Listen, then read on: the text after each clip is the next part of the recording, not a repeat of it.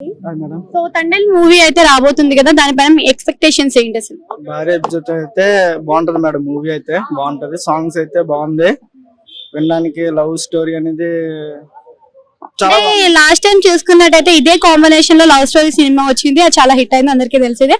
So ఇదే విధంగా మళ్ళీ ఇప్పుడు వచ్చే సినిమా కూడా అంతే హిట్ కొడుతుంది అంటారా? హిట్ కొడుతుంది మేడం బాగా. ఎందుకంటే ఇది పాకిస్తాన్ సంబంధించి ఉంది కదా, అంటే హీరో అక్కడికి వెళ్ళి ఇరుక్కుపోయి హీరోయిన్ కోసం ఆలోచించడం, హీరో ఏమో హీరోయిన్ కోసం ఆలోచించి, హీరోయిన్ ఏమో హీరో కోసం ఆలోచించడం, బాగుంటది మేడం మూవీ అయితే. మూవీ పరంగా కొత్తగా ఎక్స్పెక్టేషన్స్ ఏమైనా పెట్టుకోవచ్చు అంటారా? కొత్తగా చూపిస్తున్నారు, కొత్తగా ఉంటది మేడం మూవీ అయితే, చాలా కొత్తగా అనిపిస్తుంది. సాయి పల్లవి కోసం చూడొచ్చు అంటారా సినిమా, లేకపోతే నాగ చైతన్య కోసం చూడొచ్చు అంటారా? సాయి పల్లవి కోసం చూడొచ్చు మేడం. అంటే సాయి పల్లవి లాస్ట్ టైం తీసుకున్నట్టయితే అమరన్ అయితే 100 crores కలెక్షన్ అయితే తీసుకొచ్చింది. సో ఇప్పుడు ఈ సినిమా కూడా 100 crores కలెక్షన్ తీసుకొచ్చే అవకాశం ఉందంటారా? ఉంది మేడం, 100 crores అవుతుంది మేడం, దాటుతుంది మేడం.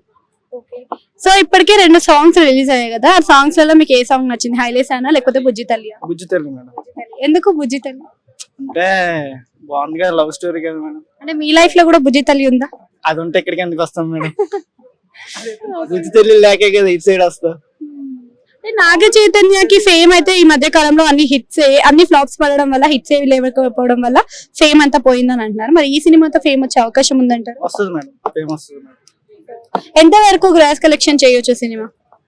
అంటే మనం చెప్పలేం మేడం, మూవీ బట్టి ఉంటది కదా ఏదైనా.